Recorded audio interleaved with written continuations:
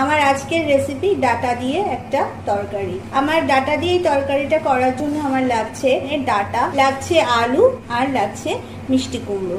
আমি কড়াইতে বসিয়ে দিয়েছি সর্ষের তেল, দিয়ে দিচ্ছি কালো জিরা ফোড়নের জন্য। কুমড়ো করে কেটে রাখা আলু আমি দিয়ে দিচ্ছি, সামান্য পরিমাণে নুন, ঢাকা দিয়ে এখানে বেশ কিছুক্ষণ রেখে দেব।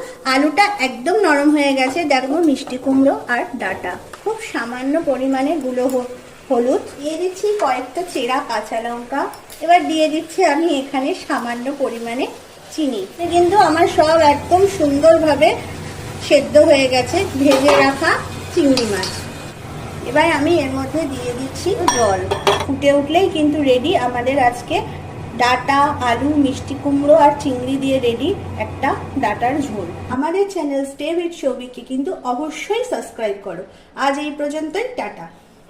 আমার আজকের